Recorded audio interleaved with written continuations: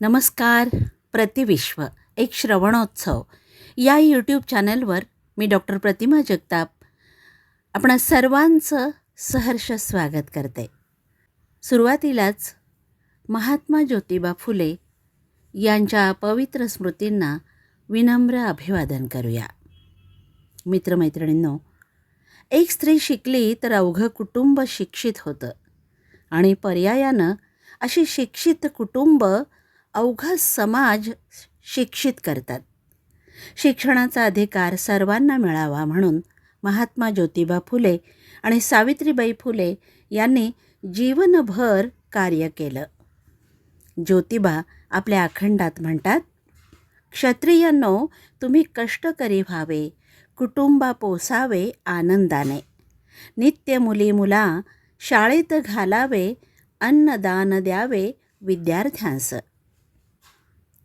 मित्रमैत्रिणींनो, महात्मा ज्योतिबा फुले आणि सावित्रीबाई फुले यांनी शिक्षणाचं महत्त्व ओळखून शाळा काढल्या.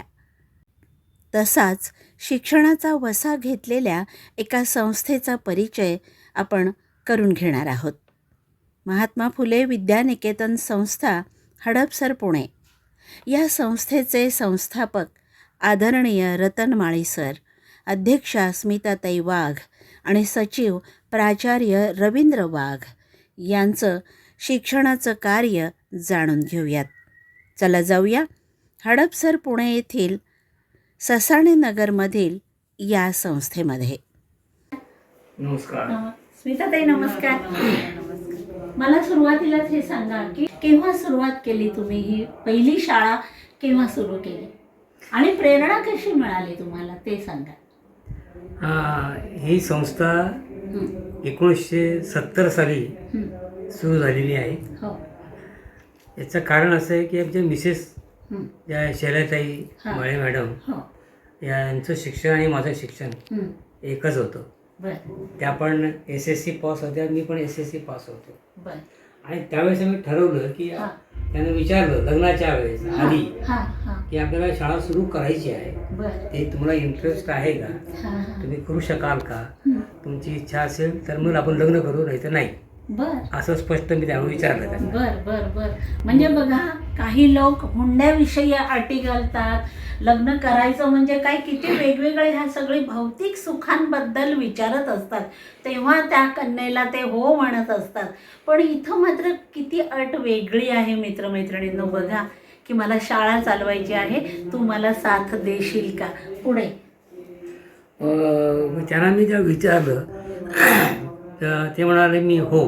आणि मग आम्ही बिना हुंडा वगैरे घेऊन लग्न केलं आहे.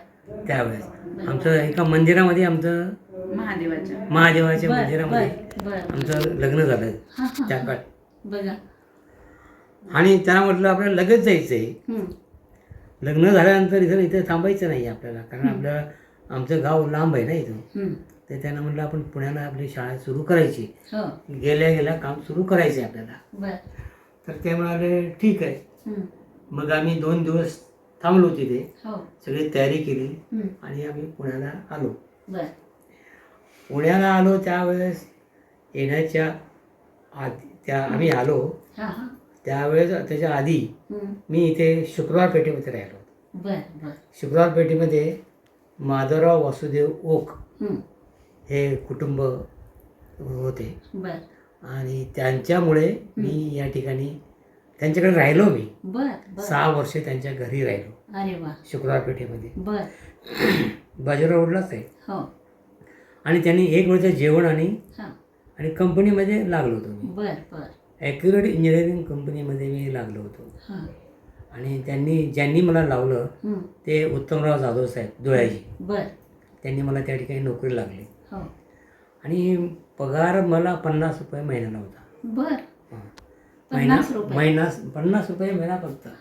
माझ्याकडे पावत्या पण होत्या. आणि त्यामुळे फार कमी होतं. 70 साली पगार कमी होते. मग शाळेचं कसं सांगतो ना मी. मग त्यामुळे मी त्यांना म्हटलं सगळं जाणं येणं सुरू झालं. बहिणीनं म्हणलं बाबा आता आपल्याला सुरू करायची, बालवाडी सुरू करायची. आधी नोकरीला लागली आहे. हो बरोबर आहे. नोकरी होता, आम्ही दोघं एकाच कंपनीमध्ये लागलो. अरे वा. एकाच कंपनी. ते मायक्रोटेक कंपनीमध्ये लागलो आम्ही. बर बर मी आणि मिसेस दोघंही लागलो. बर मग आम्ही दोघंही चालत जायचो. बर 6 किलोमीटर चालत जायचो आणि चालत यायचो. हो हो हां म्हणजे घरापासून ती कंपनी हो. लांब होती. बर ते निबाटिक कंपनीच्या पाठीमागे. बर आणि त्यामुळे आम्ही ठीक आहे आपण सुरू करूया मग. हं. मग मी ते काम करत असताना माझ्या बहीण मुलगा आम्ही संध्याकाळी आलो की आम्ही या परिसरामध्ये सर्वे करा हं. मुलांचा. हो शाळेमध्ये त्यावेळेस शाळा नव्हती बर या भागात. हा हा हा इथे त्यावेळेस शाळा नव्हती. बरोबर. हा हडपसर जवळचा ससाणे नगरचा आणि भाग. म्हणजे ससाणे. एक सांगा. हा हा म्हणजे कसं झालं, हं. त्यांनी दोघांनी कंपनीत काम केलं. मग हा. आईचं काही मन रमेना. हा मग पप्पांनी इथे विठ्ठल तुपेंची जी संस्था आहे हा तिथे बालवाडीत आई शिकवायचं काम करायला लागली. बर मग तिथूनच त्यांना म्हणजे स्वतंत्र शाळा स्वतःची शाळा असावी असं त्यांचा विचार डोक्यात आला दोघांच्या. बर आणि मग त्यांनी सर्वे सुरू केला. अच्छा आणि सर्वे सुरू करून तेव्हा धाडसी निर्णय म्हणजे की हा ससाणे नगरमध्ये पहिली बालवाडी ही हा हा दोघांनी सुरू केली, माळी सर आणि माळी मॅडम. हो आणि माळींबाईची शाळा म्हणूनच ही शाळा अजूनही प्रसिद्ध आहे. बर बर आणि भरपूर मुलं आमची शैक्षणिक क्षेत्रात, उद्योग क्षेत्रात, हा वैद्यकीय क्षेत्रात, सगळ्या क्षेत्रामध्ये अग्रेसर आहेत. वा. शाळेचा दर्जा छान आहे. वा. तालुका स्तरीय मध्ये हा. शाळेला प्रथम क्रमांक मिळालाय, वा. आदर्श शाळा म्हणून. हम्म. आणि असं म्हणजे सर्व शिक्षक, सर्व हो. मुख्याध्यापक, शिक्षकांचा सगळ्यांचा सहभाग, पालकांचा सहभाग, म्हणजे आता यामुळे बालवाडी- ही संस्था हा. आपली वाढीस लागलेली आहे. बरोबर. आणि त्यांचं पहिलं जर सांगायचं म्हटलं तर ते फार कठीण काळ कठीण होता. आहे, बरोबर. आणि तो तर आधी म्हणजे तो कल्पना करू वाटत नाही मला हो, हो. त्या काळामध्ये की महात्मा- ते त्यांनी स्वतः हा. 10x10च्या रूम मध्ये हो स्वतः पाया रचलेला आहे हो. दोघांनी, खणलाय.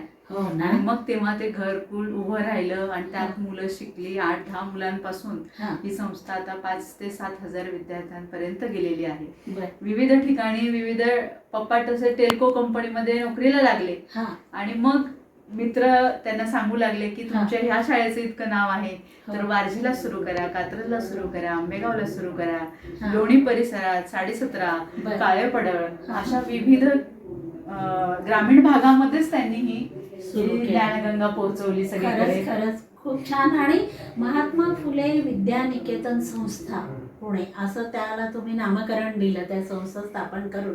तर तो आता म्हणजे माझ्या पप्पांचाच विचार होता. बर ते महात्मा फुलेंच्या कार्याने प्रेरित होते. हो सावित्रीबाईंनी जसं त्यांनी शिकवलं हो. तसं माझ्या आईला अजूनही पुढे शिक्षणासाठी त्यांनी प्रेरणा दिली. हो तिने मग मुंबईहून बालवाडीचा जो कोर्स असतो, हो हा त्याला मला वाटतं वेगळं नाव आहे, हा हा तर तो कोर्सही तिने त्या काळात केला. बरं. पत्रद्वारा डीएड केलं. हो ना अशा पद्धतीने प्रेरणा देण्याचं काम माझ्या वडिलांनी नेहमीच माझ्या आईला केलं. खरंच आहे. आणि दोघं मिळून शाळेमध्ये जायचे, काय नको, हो. काय आहे, काही गरजा आहेत शाळेच्या, ह्याची चर्चा करायचे, शिक्षकांना मार्गदर्शन करायचे, हा. मुलांना कसं गॅदरिंग मध्ये पार्टिसिपेट करायचं, कलागुणांना कलागुणांना कसा वाव द्यायचा, हे तेव्हापासूनच्या आमच्याकडे अजूनही त्याचे फोटोज आहेत. हो. की 1978 पासून जे सुरू काही रोपटं झालेलं. लावलेलं आहे आणि त्या रोपट्याचं पहिलं गॅदरिंग हो हे तेव्हा झालेलं, त्याचेही फोटो माझ्याकडे आहेत. अरे वा, किती आनंद वाटतोय मित्रमैत्रिणींनो. बघा, मी म्हटलं सुरुवातीला की महात्मा फुले जयंती पुण्यतिथी किंवा सावित्रीबाईंची जयंती पुण्यतिथीला फक्त अगदी व्यासपीठावर उभं राहायचं आणि जोरजोरात भाषणं करायची आणि आपलं कर्तव्य संपलं असं नाही, तर स्वतः त्या कामात उतरून त्यांनी जो वसा घेतलेला होता शिक्षण प्रसाराचा, तो वसा ह्या कुटुंबियांनी घेतलेला आहे. आणि त्या किती सुंदर आठवणी आहेत, भारावल्यासारखं झालंय. म्हणजे बघा, बालवाडीपासून सुरू झालेले आता DTED कुठपर्यंत कॉलेज शिक्षण, पर्यंत आहे. DTED पर्यंत. वा वा वा.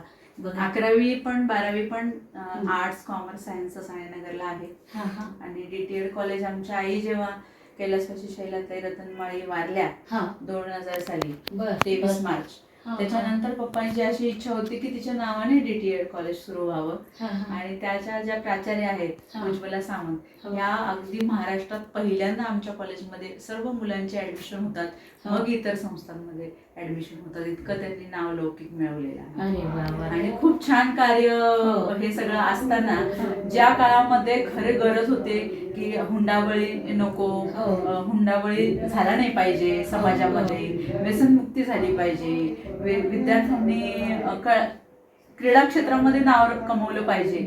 त्या हेतूने त्यांनी 1999ला क्रीडा स्पर्धा संस्थांतर्गत मोठ्या भव्य सगळ्या भरवल्या आणि गॅदरिंग सुद्धा आमचं गणेश कला क्रीडामध्ये अगदी 15 वर्षापासून सर्व संस्थांचं एकत्रित होतं. पप्पा नानासाहेब परुळेकर ट्रस्ट मध्ये काम करत होते, स्वच्छता मोहीम राबवत होते. तसेच आमचे वारकरी जात होते पंढरपूरला, त्या वारीमध्ये वारी पुढे गेल्यानंतर पप्पा स्वतः कचरा उचलायचे, केळीचे सालं उचलायचे. विद्यार्थ्यांना सुद्धा त्याच्यामध्ये सहभागी केलं, शिक्षकांना सहभागी केलं, जेणेकरून संस्थेचं जे काही ब्रीद वाक्य आहे बहुजन हिताय बहुजन सुखाय हे त्यांनी खरं करून दाखवलं.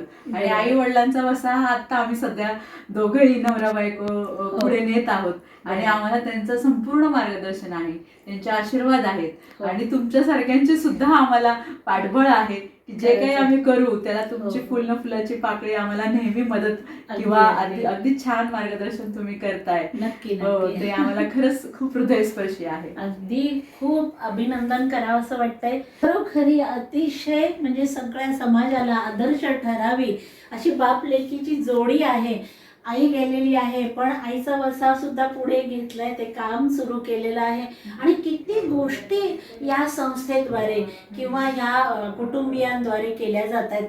म्हणजे स्वच्छता करा नुसतं नाही तर स्वतः पुढे झाले, म्हणजे आधी केले मग सांगितले, अशा पद्धतीने त्यांचं काम सुरू आहे. त्यामुळे आज महात्मा फुले जयंतीनिमित्त अशा एका संस्थेची ओळख आणि अशा ह्या प्रेरणादायी व्यक्तींची ओळख आजच्या प्रतिविश्व एक श्रवणोत्सव या यूट्यूब चॅनलद्वारे करायला मिळाली आम्हाला, हे आम्ही आमचं भाग्य समजतो. असंच कार्य तुमचं पुढं चालत राहो. अनेक अनेक शुभेच्छा आणि मनापासून अभिनंदन. महात्मा ज्योतिबा फुले यांना पुनश्च विनम्र अभिवादन करूया आणि निरोप घेऊयात. नमस्कार.